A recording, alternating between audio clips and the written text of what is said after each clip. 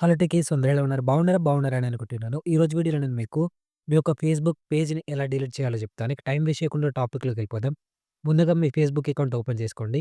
And right side టాప్‌లో మీ profile logo కనిపిస్తుంది. So, మీ profile మీద క్లిక్ చేసుకోండి. సో, అక్కడ క్లిక్ చేసుకున్న తర్వాత మీరు ఇక్కడ కిందకి స్క్రాల్ చేసుకుంటూ రండి. ఇక్కడ మీకు పేజెస్ అనే ఆప్షన్ చూపిస్తుంది. ఇక్కడ మీకు రకరకాల ఆప్షన్స్ ఉంటాయి. గేమింగ్, బర్త్‌డేస్ అని, మెసేంజర్, కిడ్స్ అని. సో, అక్కడ మీకు పేజెస్ అనే ఆప్షన్ ఉంటుంది. సో, అక్కడ అది కనపడకపోతే సీ మోర్ మీద క్లిక్ చేయండి. పేజెస్ అనే ఆప్షన్ కనిపిస్తుంది. సో, దాని మీద క్లిక్ చేసుకుంటే మీ ఫేస్‌బుక్ అకౌంట్‌తోని ఎన్ని పేజెస్ క్రియేట్ చేశారు, ఆ అన్ని పేజెస్ అన్నీ ఇక్కడ కనిపిస్తాయన్నమాట. ఓకే. సో, మీరు ఏ పేజ్‌నైతే డిలీట్ చేద్దాం అనుకుంటున్నారో, సో, ఆ పేజ్ నేమ్ కింద స్విచ్ నౌ అని ఉంటుంది. సో, దాని మీద క్లిక్ చేయండి. ఓకే. సో, స్విచ్ నౌ మీద క్లిక్ చేసిన తర్వాత మీ మెయిన్ అకౌంట్ నుంచి మీ ఫేస్‌బుక్ పేజ్‌కైతే రీడైరెక్ట్ అవుతుంది అకౌంట్.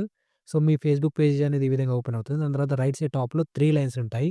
సో, 3 లైన్స్ మీద క్లిక్ చేయండి. సో, దాని తర్వాత కిందకి స్క్రాల్ చేసుకుంటూ వస్తే ఇక్కడ మీకు సెట్టింగ్స్ అండ్ ప్రైవసీ అని ఉంటుంది. సో, అక్కడ మీరు సెట్టింగ్స్ అండ్ ప్రైవసీ మీద క్లిక్ చేసి సెట్టింగ్స్ మీద క్లిక్ చేయాలి. ఓకే. సో, దాని తర్వాత ఇక్కడ మీకు మీది స్క్రాల్ చేసుకుంటూ అయితే వెళ్ళండి. సో, మీది స్క్రాల్ చేసుకుంటూ వెళ్తే, ఇక్కడ మీకు యువర్ ఇన్ఫర్మేషన్ అని ఉంటుంది. అక్కడ మీకు యాక్సెస్ అండ్ కంట్రోల్ అనే ఆప్షన్ ఉంటుంది. సో, యాక్సెస్ అండ్ కంట్రోల్ మీద క్లిక్ చేయండి.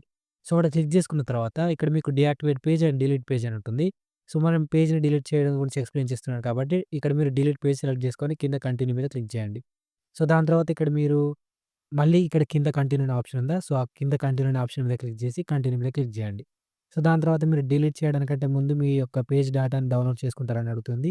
సో, మీరు కావాలంటే డౌన్‌లోడ్ చేసుకోవచ్చు. లేదా కింద కంటిన్యూ అని ఉంటుంది సింపుల్‌గా దాని మీద క్లిక్ చేసి కంటిన్యూ చేసుకోండి. ఓకే.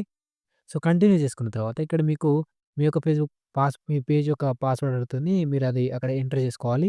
సో, ఎంటర్ చేసుకున్న తర్వాత మీరు మీ ఫేస్‌బుక్ పాస్వర్డ్ అనేది ఎంటర్ చేసుకున్న తర్వాత కంటిన్యూ మీద క్లిక్ చేస్తే డిలీట్ పేజ్ అని అడుగుతుంది.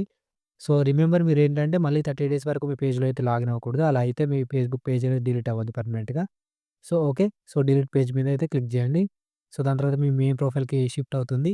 సో, ఒక 30 డేస్ తర్వాత ఆటోమేటిక్‌గా మీ పేజ్ అనేది కంప్లీట్‌గా డిలీట్ అయిపోతుంది. సో, ఈ విధంగా మీరు మీ యొక్క ఫేస్‌బుక్ పేజ్‌నైతే డిలీట్ చేసుకోవచ్చు.